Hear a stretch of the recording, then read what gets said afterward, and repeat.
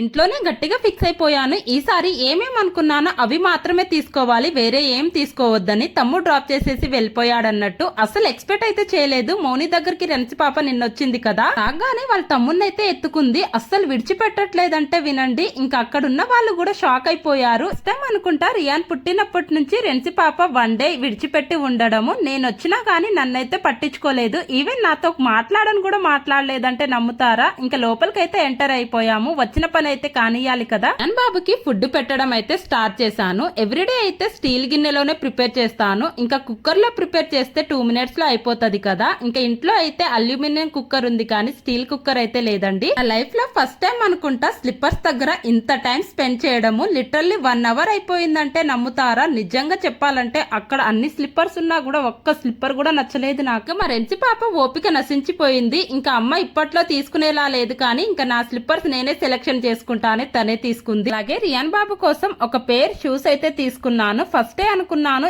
ఏమేం అనుకున్నానో అవి మాత్రమే తీసుకోవాలి, ఎక్స్ట్రా అయితే ఏం తీసుకోవద్దని. డిమార్ట్ కి వస్తే టీ షర్ట్ కంపల్సరీ తీసుకుంటాను. క్వాలిటీ కూడా చాలా బాగుంటుంది, రఫ్ అండ్ టఫ్ యూజ్ చేయొచ్చు. ఇంకా గ్రాసరీ సెక్షన్ కి అయితే వచ్చేసాము. ఇంకా వాళ్ళ తమ్ముడిని ర్యాకర్ లో కూర్చోబెట్టి ఓవరాల్ షాపింగ్ మొత్తం తిప్పుకొచ్చింది. ఇంకా మేమైతే గ్రాసరీ ఏం తీసుకోలేదు. మౌని వాళ్ళకి కొన్ని గ్రాసరీ కావాలంటే తీసుకున్నారు. బయటికి వస్తే చాలు పాప్కార్న్, ఐస్ క్రీమ్ తీసుకోవాల్సిందే. అంతే. ఈ వీడియో నచ్చితే